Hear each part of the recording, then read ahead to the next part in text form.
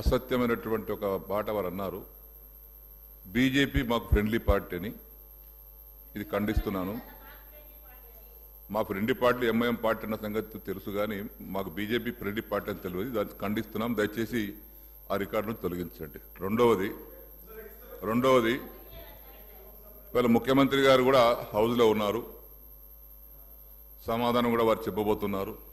ఈరోజు సమాధానం వారిదే ఉంది. ఎప్పుడు కూడా మేము ఈర్ష్య పడతలేము. అధికారం వస్తుంది, పోతుంది.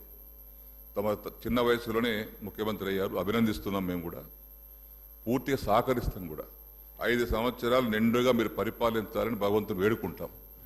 దాని సరిపడి సహకారం చిల్లలమ్మల రాజకీయాలు చేయకుండా, చిల్లలమ్మల రాజకీయాలతో కాకుండా సభా ఉందతనాన్ని దేశానికి ఆదర్శవంతంగా ఉండే విధంగా తమరు కూడా చర్యలు తీసుకోండి.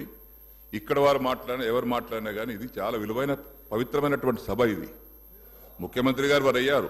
మాకు ఈర్ష్య లేదు. అవుతుంటాం, పోతుంటాం. ఎవరికి అధికారం శాశ్వతం కాదు. ఇక్కడ ప్రజల ఇష్టం. వారిని ఎక్కడ కూర్చోబెట్టారు, మమ్మల్ని ఇక్కడ కూర్చోబెట్టారు. మేము ఒకటే కోరుకుంటున్నాం, ఏంటంటే ప్రతిపక్ష పార్టీగా తమరు ఇచ్చినటువంటి హామీలను నెరవేరుస్తామని చెప్పారు. జ్ఞాపకం చేస్తున్నాం వాటిని.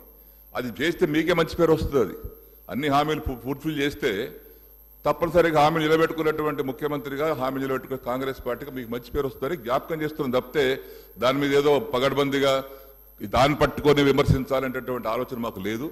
జస్ట్ మీకు జ్ఞాపకం చేయడానికి కోసం మాత్రమే 6 గ్యారంటీలు ఏది ఉన్నాయో అందులో 13 గ్యారంటీలు ఉన్నాయి.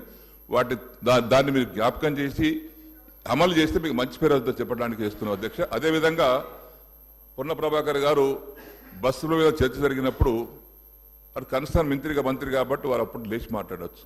కానీ ప్రతి ఒక్కరు లేచి మాట ఎట్లా అధ్యక్ష? ఇది ప్రతి ఒక్కరు లేచి మాట్లాడుతున్నారు. వినండి. ఇదే వద్దంటున్నాను. పొన్న ప్రభాకర్ గారు ట్రాన్స్పోర్ట్ మినిస్టర్గా బస్సుల మీద చర్చ జరిగినప్పుడు అట్లా లెజిస్లేటివ్ పార్టీ మినిస్టర్గా వారికి హక్కు ఉంది. కన్సర్న్ మినిస్టర్ మీద సబ్జెక్ట్ చర్చ జరిగినప్పుడు వారికి హక్కు ఉంది. మనం ప్రతి ఒక్కరు లేచి మాట్లాడుతుంటే ఉదాహరణ ఉండదు కదా. మీకు సమయం ఇస్తారు వారు. ఇప్పుడు నాకు సమయం ఇచ్చారు, లేచి మాట్లాడుతున్నా. నేను అరగంట నుంచి చేతులు లేపుతున్నా. నేను లేవలే మళ్ళీ మధ్యన. వారు అనుమతిస్తేనే అనుమతిస్తే లేచి మాట్లాడుతున్నాను. దయచేసి మీకు చాలా మంది కొత్త వారు ఉన్నారు తమ్ముళ్ళు. మనం అందరం కలిసి పనిచేసుకుందాం. 5 ఏళ్ళు బ్రహ్మాండంగా రాష్ట్ర అభివృద్ధి చేస్తాం, పేదల సంక్షేమం కోసం పనిచేస్తాం. 100% మా సహకారం ఉంటుంది. మాకు ఈర్ష్య సంవత్సరంకి వస్తాం, 2 సార్లకు వస్తాం, 3 సార్లకు వస్తాం. మాకు అక్కడ ఆశలేం లేవు. ప్రజలు ఇష్టం. మీరు అక్కడ, మేము ఇక్కడ. కాబట్టి అందరం కలిసి రాష్ట్రాన్ని కాపాడుకుందాం, ప్రజలను కాపాడుకుందాం. దయచేసి ఆ విధంగా అందరూ కూడా సహకరించవలసిందిగా, తమరు కూడా ఆ విధంగానే రూలింగ్ ఇవ్వవలసిందిగా దయచేసి విజ్ఞప్తి చేస్తా ఉన్నాను.